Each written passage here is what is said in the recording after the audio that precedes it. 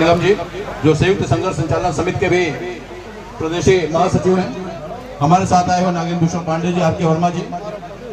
इस धरने का मुख्य रूप से जो संचालन कर रहे हैं शुक्ला जी, मिश्रा जी, सुशील यादव जी, सम्मानित मंच और हमारे सामने उपस्थित सम्मानित साथी।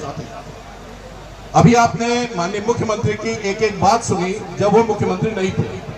तो ऐसा होता रहा है कि जब भी आदमी अपने पद पे नहीं रहता है तो बहुत सारी बातें कहता है, और जब पद में आने के बाद ऐसा नहीं कि उनको अपनी बातें याद नहीं है, एक एक बात उनको अपनी याद है। उन्होंने गोरखपुर में जाके क्या क्या बातें कही, एक एक बात उनको याद है।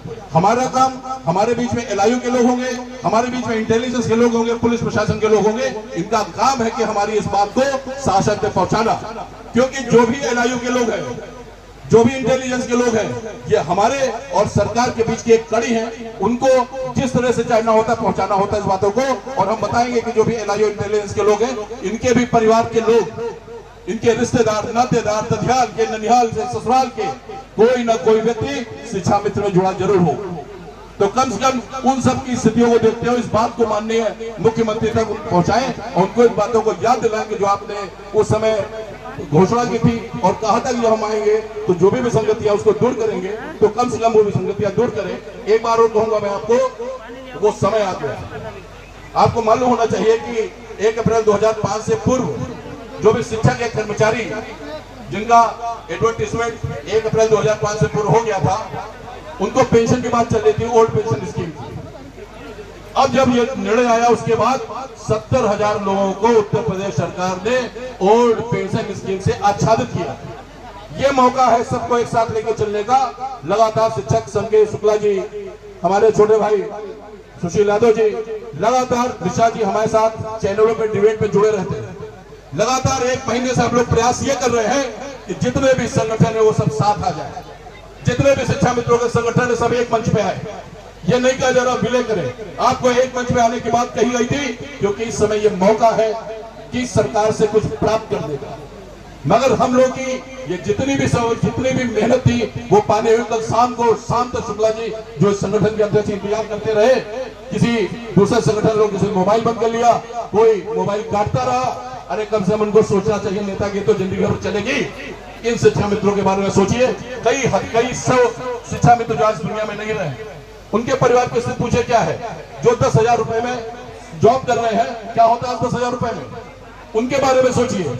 शायद हरियाणा में और एक किसी प्रदेश में और जो भी इसका एडहॉक बेसिस किया तो उनको परमानेंट किया गया है। और सरकार के पास तो जीएसटी का बहुत पैसा आ रहा है और काफी पैसा है। कितने लोगों के कर्जे माफ कर दिए, कितने लोगों की मदद की। तो क्या शिक्षा मित्रों को उसका छोटा सा निकाल के इनका भी नियमितीकरण करके इनको हम लोग की श्रेणी में नहीं लाया जा सकता है? बिल्कुल लाया जा सकता है। सारे लोग हाथ ऊपर करके समर्थन करें। शिक्षा मित्र हाथ ऊपर कर ले सभी लोग। तो ये बातें सोचनी चाहिए, आपको भी देखनी चाहिए। और ये देखिए, ये आखिरी लड़ाई है, आप लोग समझ लो, निश्चित समझ लो, ये आखिरी लड़ाई है।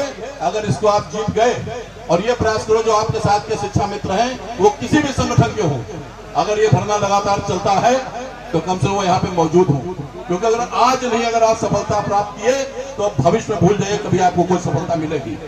हम लोग लगातार लगे हुए, किसी तरह से आप लोग इस कैटेगरी में शामिल हो। आप शिक्षा मित्र हो, आपको बराबर का दर्जा है। अगर एक टीचर सुबह 8 बजे से लेकर 2 बजे तक रहता है तो आप भी 8 बजे से लेकर 2 बजे तक विद्यालय में रहते हो। जिन बच्चों को टीचर पढ़ाता है उन्हीं बच्चों को आप पढ़ाते हो। तो ऐसा दो भाव क्यों, ऐसी बातें क्यों?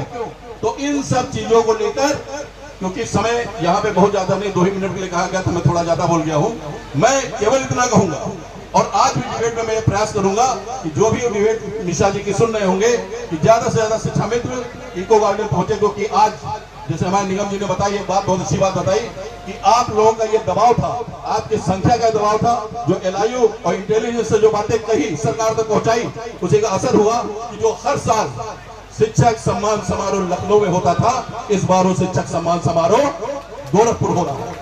यह आपका दबाव है। जो एक तरफ अगर वहां सम्मान समारोह हो रहा था, दूसरी तरफ इधर पूरा चक्का जाम होता, तो आप सोचे लखनऊ की स्थिति क्या होती।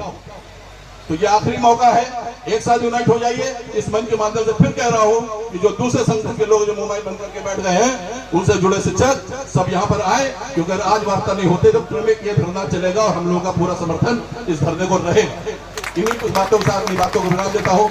जय शिक्षा मित्र, जय संघ।